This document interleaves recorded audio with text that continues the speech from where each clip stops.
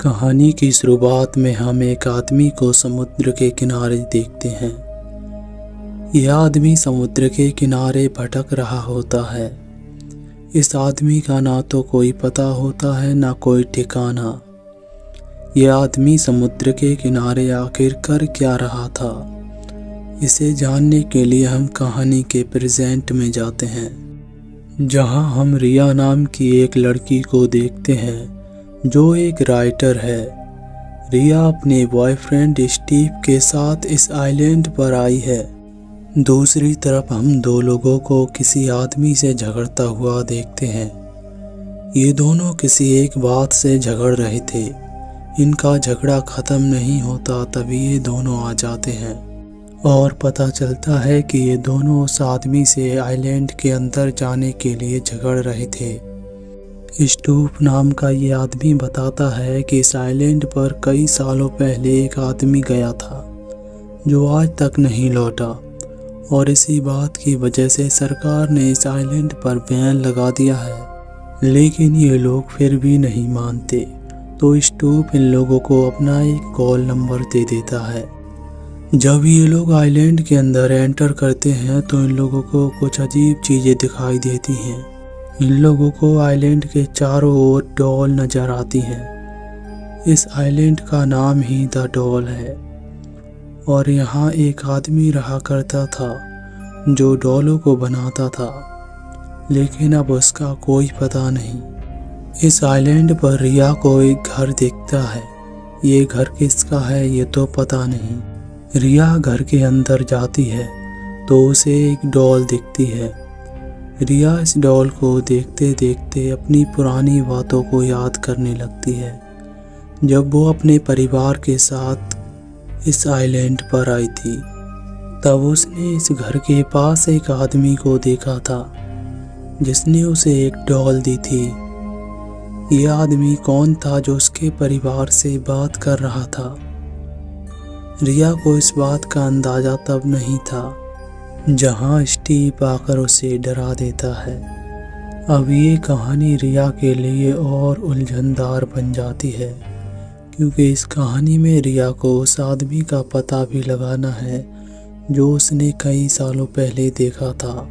Scene shift होता है और हम दो लोगों को देखते हैं, सैंडी और मैक। ये दोनों एक जर्नलिस्ट होते हैं और ये इस जंगल में कुछ डॉक्यूमेंट्री को बनाने के लिए आए हैं।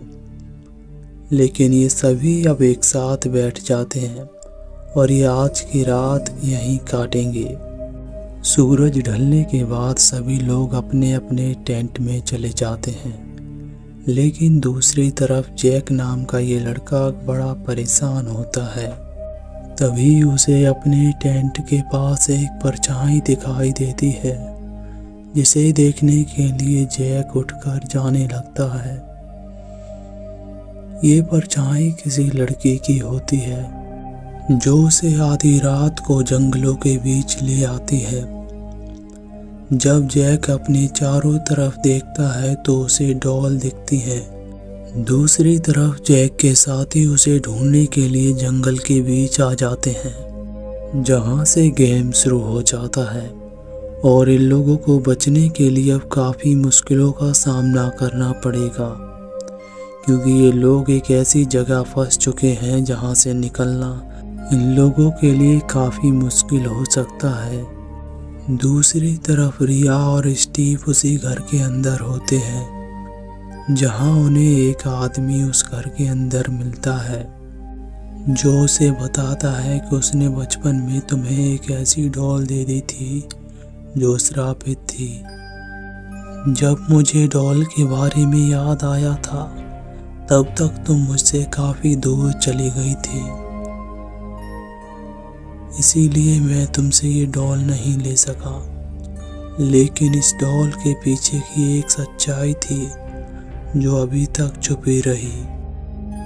ये डॉल कभी लीजा नाम की एक लड़की की थी जिसकी अचानक मौत हो गई थी, लेकिन उसने इस डॉल को आज तक नहीं छोड़ा और वो इस जगह इस डॉल को लेने आती ही होगी। इसलिए तुम इस डॉल को छोड़कर यहाँ से चली जाओ। लेकिन रिया इस डॉल को नहीं छोड़ती और वहाँ जूली आ जाती है, जिसके अंदर उसी लड़की की आत्मा होती है और वो स्टीव को जमीन पर गिरा देती है। वो रिया से डॉल को लेने के लिए कहती है। तभी रिया डॉल को देकर बाहर चली जाती है और वो देखती है कि कुछ देर बाद घर के अंदर आग जलने लगती है। जूली ने उस डॉल को जला दिया और साथ में खुद को भी।